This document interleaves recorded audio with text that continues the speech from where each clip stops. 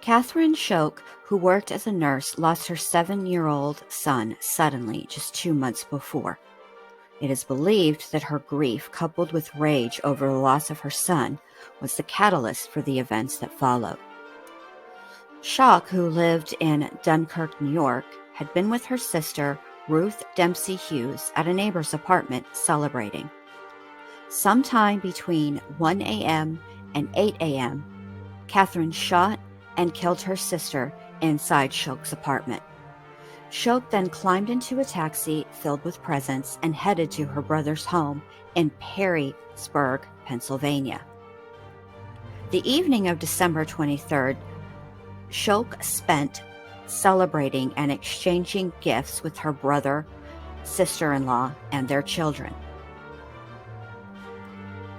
After the family had fallen asleep, Shoke began her evil plan by closing every blind in the home. On the only window without blinds, Shoke nailed a piece of cloth over the bare window. Armed with a revolver, Shoke set about killing the family. David and Robert, asleep in a rear bedroom, were shot and killed instantly. Thomas and Walter Jr. were next. They were both shot as they slept in the home's front bedroom. Walter and Clara were shot as they slept in their master bedroom. Believing her plan had been successful, Shoke drank a concoction of poison of her own making right after writing a note lamenting her grief-stricken life. Clara, who had been badly injured after sustaining 2 bullet wounds to the head, escaped the home, leaving a trail of bloody footprints. Clara arrived at a neighbor's home. Her vocal cords had been paralyzed by the bullets, but miraculously, she was able to alert the neighbors to the horror that had just taken place. Clara and William Jr. were taken to the hospital. William Jr. died in the hospital. It was later discovered that Shoke had laced some ginger ale with some type of sleep-inducing drug. She served the drug-laced drink to the family as a treat.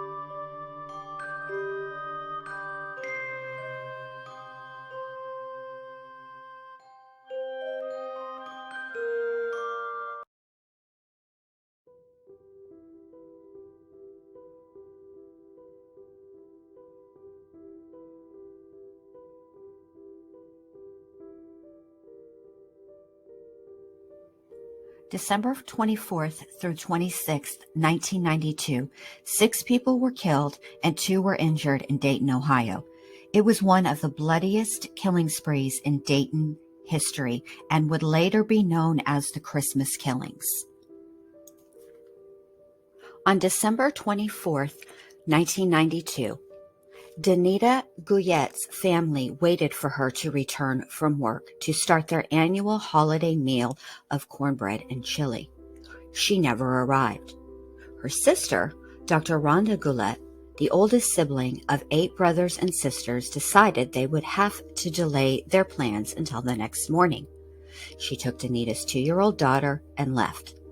Later that same night, Detective Burke's pager alerted him to a shooting spree outside of a telephone booth. The victim, a teenage girl, was shot in the chest, legs, and hand. Also found at the scene was a .25 caliber Blazer aluminum shell casings. According to Detective Burt, quote, "It will kill, but that's not what it's designed for," end quote.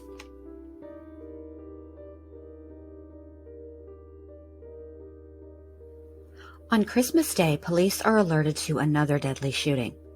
Police arrive and find 19-year-old Richmond Maddox shot at close range in the right side of the head, likely from the passenger seat of the car.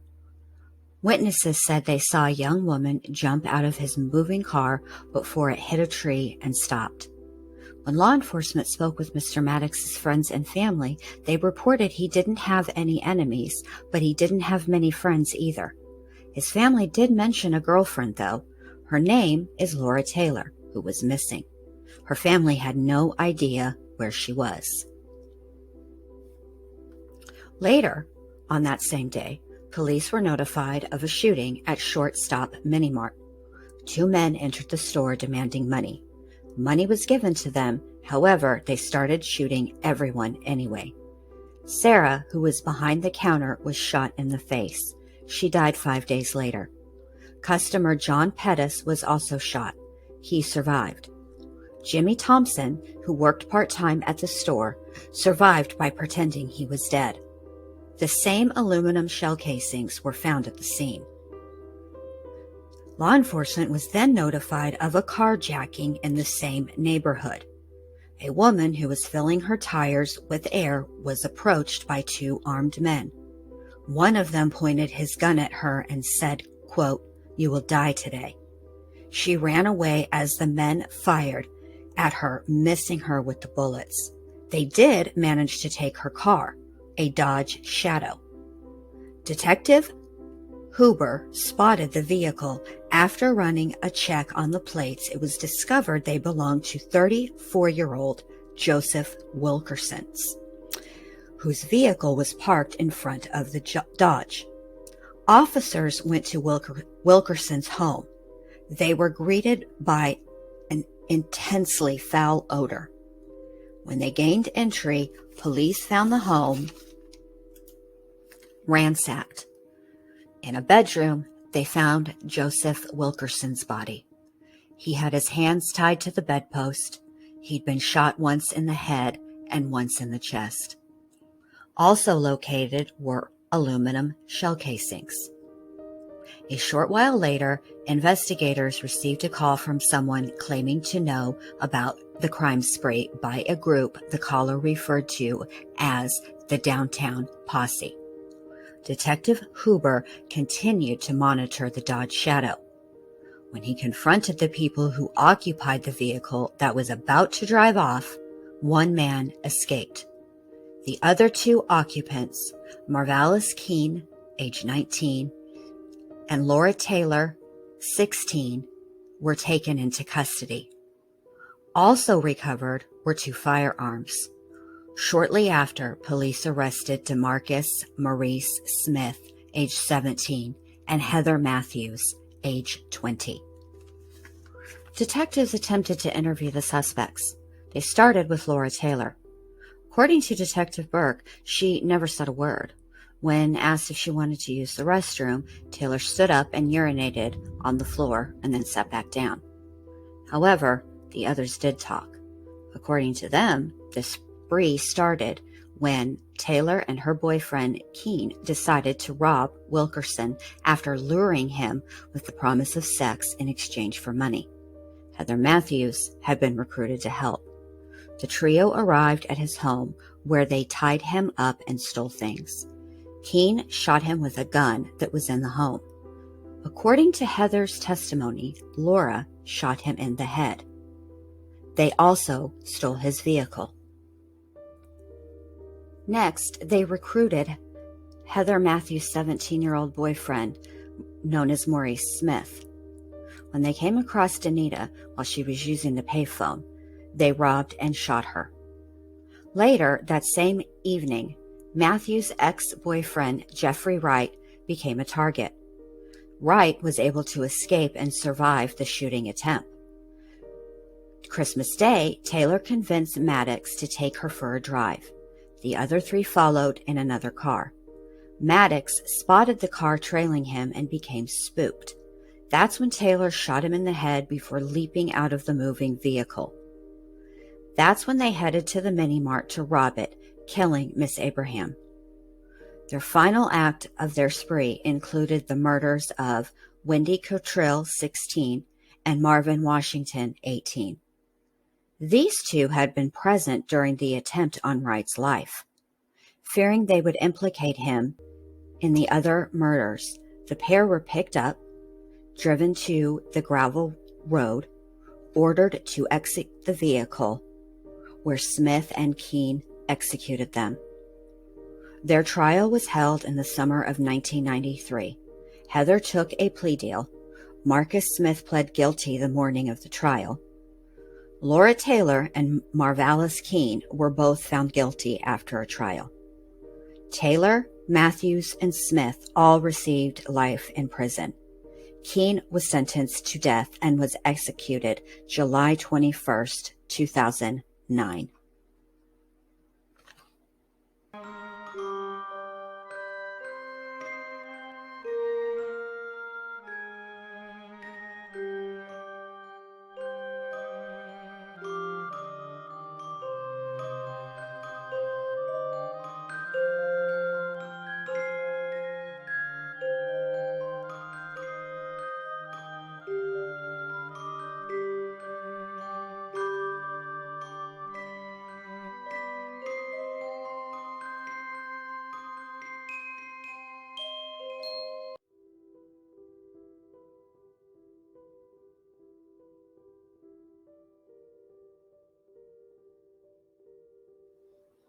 Ronald Gene Simmons was born in Chicago, Illinois, July 15, 1940, to William and Loretta Simmons.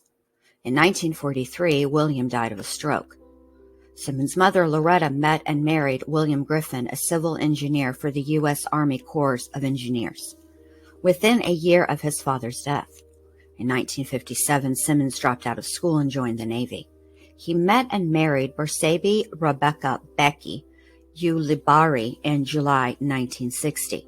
The couple had 7 children over the next 18 years.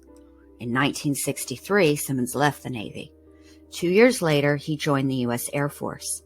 His military career, spanning 20 years, earned him a Bronze Star Medal, the Republic of Vietnam Gallantry Cross for his service as an airman, and the Air Force Ribbon for Excellent Marksmanship. On November 30th, 1979, Simmons retired from the military with the rank of Master Sergeant. In April 1981, Simmons was being investigated by the Cloudcroft, New Mexico Department of Human Services for allegations he had fathered a child with his 17-year-old daughter, Sheila. Simmons fled New Mexico with his family in late 1981, fearing arrest. The family ended up first in Ward, Arkansas, and then in Dover, Arkansas, by the summer of 1983. Simmons and his family had a 13-acre tract of land about 6.5 miles north of Dover. It would later become known as Mockingbird Hill. The home consisted of 2 older model mobile homes, which were joined to form one large home. Neither home had a telephone or indoor plumbing. The home was surrounded by a makeshift privacy fence that was as high as 10 feet in some places. Over the years, Simmons would work a string of low-paying jobs in nearby Russellville, Arkansas. Simmons quit his position as an accounts receivable clerk at Woodline Motor Freight after several reports of inappropriate sexual advances. His last job was at Sinclair Mini Mart. He worked there for a year and a half before quitting on December 18, 1987. At some point, Simmons decided to kill all of the members of his family. On the morning of December 22, 1987, Simmons put his evil plan into action. His wife Rebecca and oldest son Gene were his first victims. He shot both of them with a .22 caliber pistol before moving on to his 3-year-old granddaughter Barbara, who he strangled. Simmons then dumped their bodies in a cesspit that he had his children dig previously. Simmons then waited for his other children to arrive home. When they arrived, he told them he had presents for them but wanted to give them one at a time. He started with his daughter, Loretta. He strangled her and then held her under the water in a rain barrel. He killed his other 3 children, Eddie, Marianne, and Becky, in the same manner. Midday on December 26th, The remaining family began to arrive at the home for their Christmas visit. His first victims were his son Billy and his wife Renata. Simmons shot them both. Next, he strangled and drowned their child, his grandson Trey, who was just 20 months old at the time. He shot his oldest daughter Sheila and her husband Dennis McNulty before strangling the child he fathered with Sheila, 7-year-old Sylvia Gale. The final victim that day was his 21-month-old grandson Michael, whom he also strangled. Simmons then proceeded to lay the bodies of his entire family in neat rows in the living room. He covered all of the bodies with coats, except Sheila's body. Sheila's body was covered in his wife Rebecca's best tablecloth. He wrapped his grandson's bodies in plastic sheeting and placed them in abandoned cars at the end of the driveway. Simmons then went for a drink in a local bar. He returned home and spent that evening as well as the following day watching TV and drinking beer, surrounded by the corpses of his entire family. On the morning of December 28th, Simmons began the final act of his sinister plan. He drove into Russellville. Once there, he walked into a law office where he shot and killed receptionist Kathy Kendrick. Apparently, Simmons had become infatuated with Kathy, and she rejected him. Next, he went to an oil company office where he shot and killed J.D. Chaffin. He also wounded owner Rusty Taylor. But Simmons was not done. Then he drove to the convenience store he had quit working for on December 18th, where he shot and wounded 2 more innocent people. Finally, he drove to another of his former employers. This time it was the office of the Woodline Motor Freight Company. He shot and wounded Joyce Butts. Simmons then sat down in the office and began chatting with the secretary while waiting for the police to arrive. Simmons then handed over his gun and surrendered to the police without incident. Simmons was charged and found guilty of 16 counts of murder. He was sentenced to death.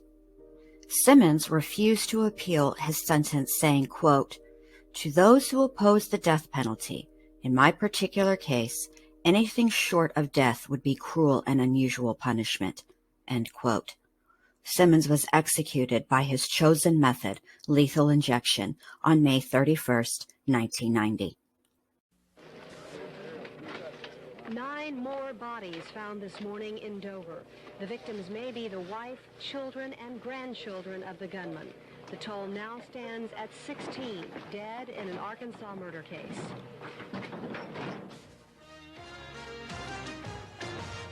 And now, Arkansas's own Eyewitness News at 6.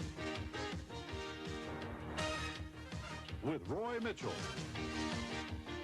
Carolyn Long, Tom Bonner's weather, and Dave Woodman's sports, and the entire Eyewitness News team. What happened in Pope County has stunned Arkansas and has rocked the nation. A mass murder of almost unbelievable proportions. 16 dead, including 14 who may be members of the same family.